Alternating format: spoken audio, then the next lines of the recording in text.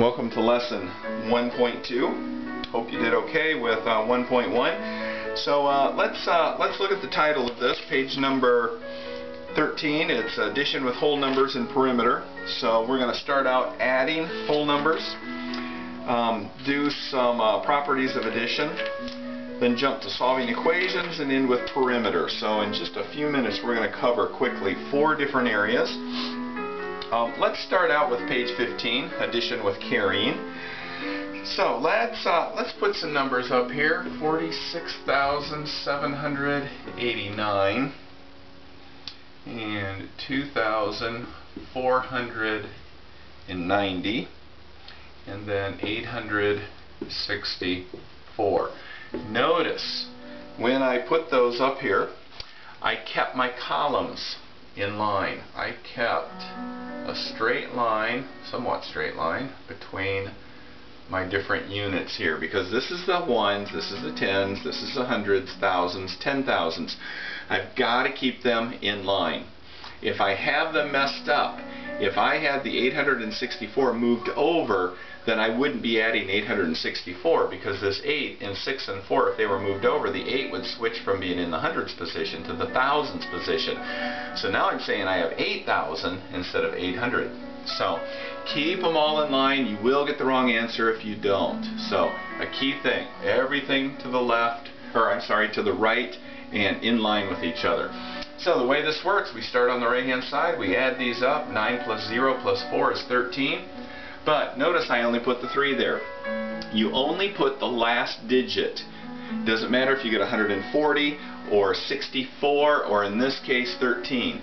The 3 is the only one that goes here. And we take the 1, we don't ignore it, but we put the 1 up here. So it's still there. We have the 1 here and the 3 here.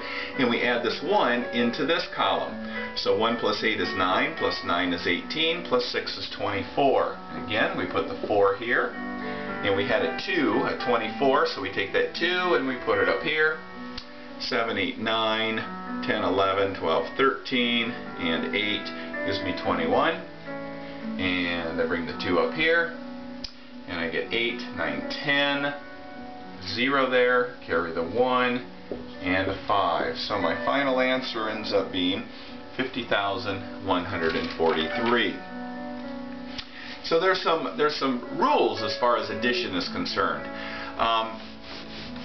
2 of them in particular we're going to look at today. One is called the addition property of 0, and if you're on page number 16, there's 2 little green boxes there. And I'm not going to put these on the board. I'm just going to kind of share what they mean and maybe put an example or 2 up here. But the addition property of 0 basically says if we take any number and add 0 to it, we will get the number back again. It's common sense, but we have these properties just to make sure everybody is on the same page here. So it's called the identity property, and it's called that because if we add that 0, regardless of what this number is, we will get its identical number, the identity of it. We'll get the 6 back. So that's the addition property of 0. The next one is called the commutative property of addition. And what the commutative property of addition says, that if I take 6 plus 3, that also equals 3 plus 6. It doesn't matter what order you put these numbers. You're going to add them. Whenever you're adding, you will get the same answer. Does not matter if it's 6 plus 3 or 3 plus 6. Alright. The other property, the final property, is called the associative property of addition. It's on the bottom of page 17. And it says that if we take 3 numbers, let's use a 7, that is the same as 4 plus the quantity 3 plus 7. What those parentheses mean? Parentheses mean that you're going to do what is inside of them first, and then do other things later. So this particular one says I'm going to add 4 and 3 first because I have parentheses, and then that answer I'm going to add to 7. And when I add 7 and 7, I'm going to get 14. Well, over here it's different. I've got the parentheses over the 3 and the 7. They're the same numbers, but this is telling me to add 3 and 7 first. So 3 plus 7 is 10. So I have 4 plus 10 And lo and behold, they both equal the same thing. The associative property basically means if you've got a string of numbers, it does not matter which numbers you add to which numbers. You're going to get the same answer. I could have added the 4 and the 7 together, and if I'd have done that, I would have gotten 11. Well, then when I add the 3, I get my 14. So it doesn't matter what order you add as long as you add correctly. So that's the associative property of addition, which jumps us up to solving equations. Solving equations, what we're going to do is we're going to start putting some letters in here. And what those letters represent numbers. So in this particular equation, this x represents a number such that when we add 9 to it, we get 14. Well, just by looking at it, you can say, all right, what number plus 9 is 14? Well, that number happens to be 5. So my x represents the number 5. So you'll be getting some problems like that as you're going along, and all you're going to be doing is finding out what number you have to add or subtract to this number to get your final answer there. So not a whole lot to that, which brings us to our last section, and that's called perimeter. Let's draw a little box here. Perimeter is basically this. If this is your yard and you have a dog in your yard, alright, let's draw a really lame dog here.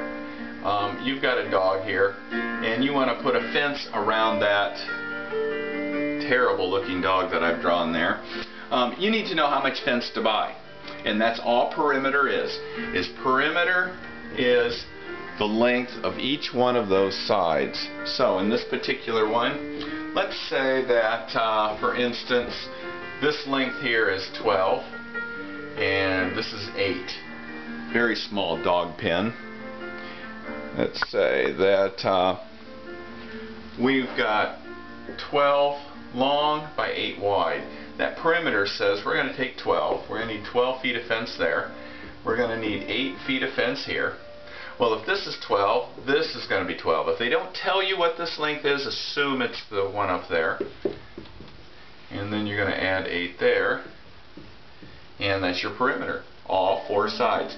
The number of numbers you have down there needs to equal the number of sides in the perimeter. So if for some reason, let's say that I have an odd-shaped area that I'm trying to find perimeter in, this is called a poorly drawn hexagon, 6 sides, then when I have my P, I need to be adding 6 numbers here because I have 6 sides. I can't have fewer or more numbers here than I do number of sides, and you're just adding them together.